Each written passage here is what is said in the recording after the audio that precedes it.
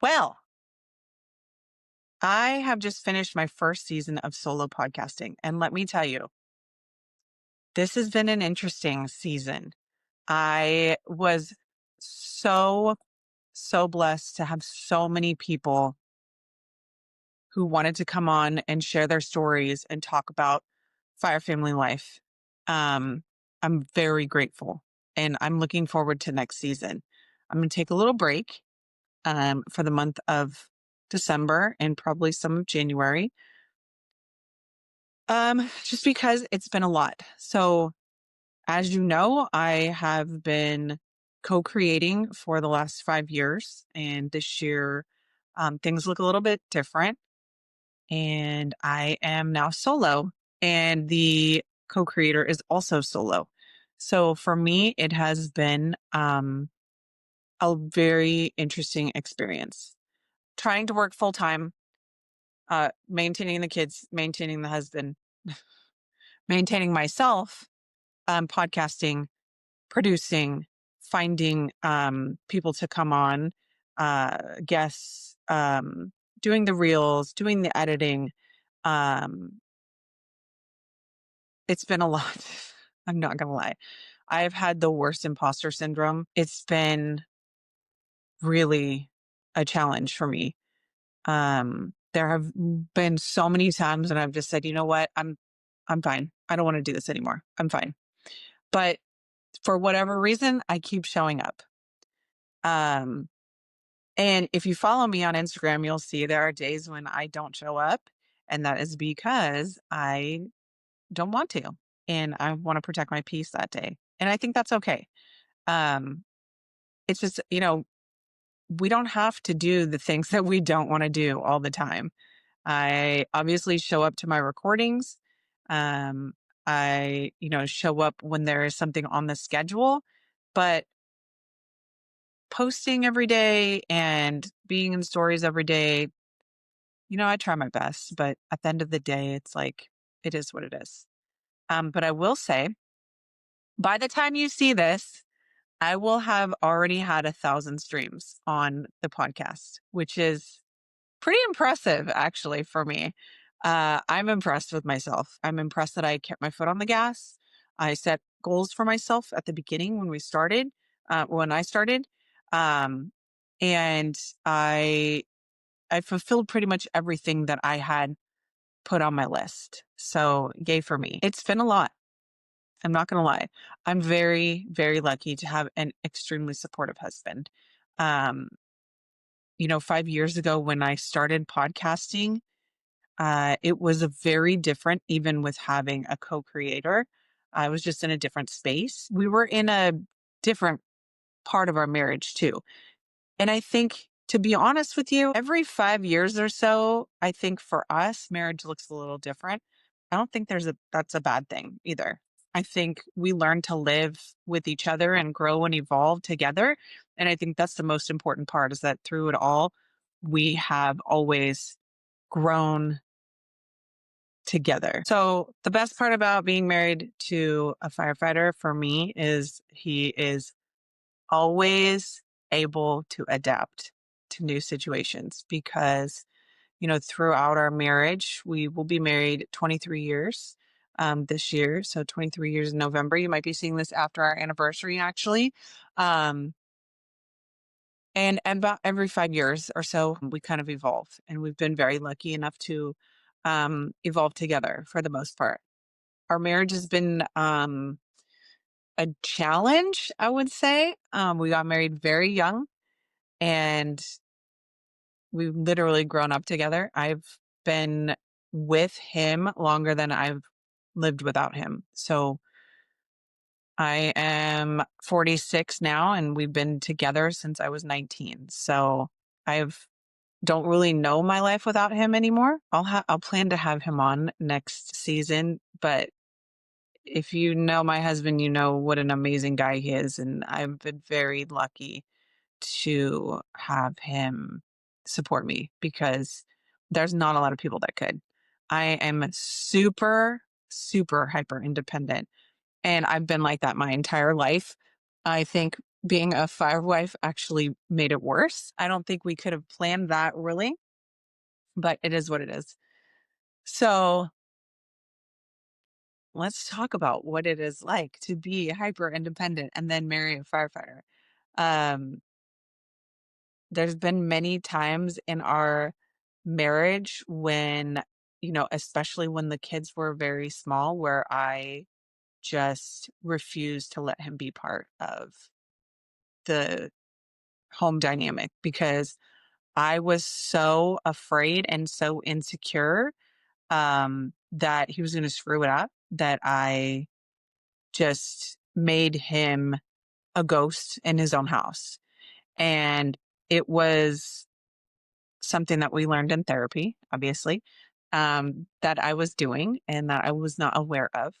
And it's probably due to the way I was brought up. Um, and it took a long time to undo it, probably too long, quite frankly.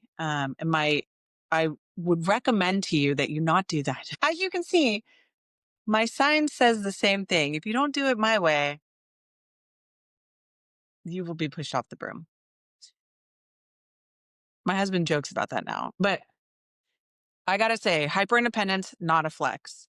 It is a defense mechanism, and it is really something that as fire wives and fire spouses perfect out of necessity. We have no choice, right? They're gone all the time. We become the default parent. Everything falls on us at home. And we just kind of go numb to anything else. And we are very much the firefighter. We are putting out the fires at home. We are the ones controlling the chaos, controlling the scene. We are the ones barking commands. Um, we are incident command and we don't know how to turn it off. And it took me a long time to figure out how to turn it off with the help of therapy. And I encourage other spouses to really kind of take a breath and pause and realize what you're doing because it's actually hurting your firefighter more than it's helping anybody. Um, and it is okay to let your guard down. It is okay to be vulnerable. You married a firefighter. Their job is literally to take care of the vulnerable. And not saying that it's their job to take care of us. It's our job to work on our marriage, right? And so if you're holding back and he's holding back or they're holding back, you're not being your true self. You're not being your authentic person. And it's never going to feel good if you can't be yourself in front of your spouse. If you can't say what's on your mind, even if it hurts, even if you know they're not going to like it, what are you even doing? Because at the end of the day, your spouse and your partner needs to be able to understand you completely in order to love you completely. That's the way I see it. I was having an interesting conversation the other day with another fire wife. Um, sometimes I get in these moods, especially when he's been gone for too many days in a row. So I'll give you an example. We got back from a trip a couple of weeks ago and he had his regular shift and then he did a trade payback, which, if you know, trade paybacks are the worst thing on earth because they are gone for however many days. It's not overtime, so they don't get paid for it, even though technically they've gotten paid for it already because somebody took their trade. It's my least favorite thing when they have to do a trade payback. But we were talking about the anticipatory anxiety and grief of knowing that they're going to be gone for X amount of days. And then when they come home, we know that they've already cut their home time short, right? So gone for 4 days. So now his 48-hour shift has turned into 96 hours, which means that's 2 days less at home. So he's gone from 4 days home to 2 days home. 2 days home, as you all know, is not enough, right? Because basically they come home in the morning if they get off on time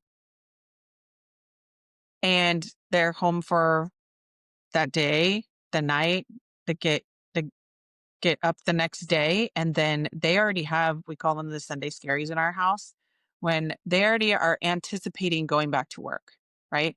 So they're home for 48 hours technically, but they're not really home because they have no decompression time. They have no downtime. They're spun out from coming home. They're, tired. They've been running calls for 4 days straight. They've got whatever they were doing, training, they're doing, pub ed, they're doing whatever they're doing. Then they're coming home. They're going to need to try to process anything that they can in that first 24 hours, right? They need a nap. So that's taking time away from you, taking time away from the kids. You know, they might need to do something else for work when they're off. You never know, right? And then the next day, they're good for a little bit, and then it's immediately like they're already thinking about what's going to happen next shift. Who are they working with? Who are they training? What are they doing? Like who's up at what station? Like what's going on here? What's going on here? If they're captain, there's other things that come into play, depending on um w- you know their level in the department. So as the spouse though, we feel the grief and the anxiety too, because I'm already disappointed that he's going to be home for less time. I know that he's going to be a different person because he's not going to have decompression time. I'm anxious because I know that even though he's home, I still have all this stuff to do. And I don't know if I'll be able to rely on him because he does need to rest. Um, and I'm upset because I'm missing time with him, right? And upset that he's going right back to work. So he's only sleeping in our bed for 2 nights.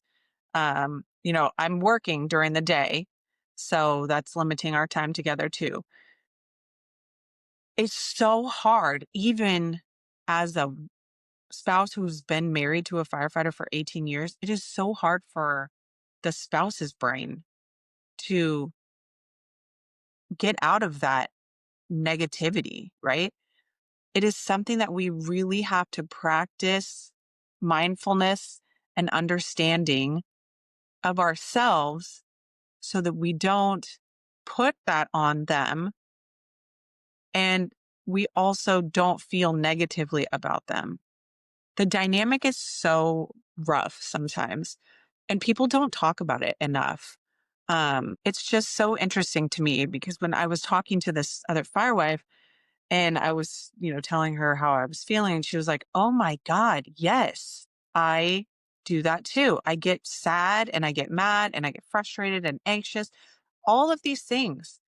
But you don't know how to name it. You don't know what to say about it. It's literally anticipatory. That's a rough word for me, guys.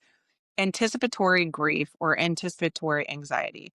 Um, any way you slice it, you're anticipating all of this negativity. This does not happen for every fire spouse. I'm just telling you how I feel and how I made somebody else feel like they were understood and heard because they didn't know what it was and they didn't know how to explain it. And that's part of the reason why I show up here still, because there are so many people out there who need to hear that all these things that you're feeling are normal. All of this chaos and all of this anxiety and this pressure is so normal. You've got to normalize it more. And this is why I keep showing up here, because it is so important for another spouse in the wild to see me and other spouses talk about it and say, yeah, this is hard. Yeah. Yeah. Everything you're feeling. Yes, I have felt it too. We can get through it. We can get through the hyper independence. We can get through the anxiety. We can get through the anticipatory grief. We can get through all of that. Sometimes we might feel it a little bit worse on certain days, especially when they're missing a holiday. when they're missing, you know, the kids first, when they're missing something for you, it hits you a little bit harder. It hits me harder at different times for sure. But now that I'm able to recognize it and understand it, it's a lot faster for me to get through it rather than like hold on to it. And then when you hold on to it, it turns into resentment and frustration and grudge. And those are just such negative things, right? It's not the department's fault either. Yes, understaffing is a thing. Totally. Totally. And it's just one of those things where it's like firefighting wasn't designed to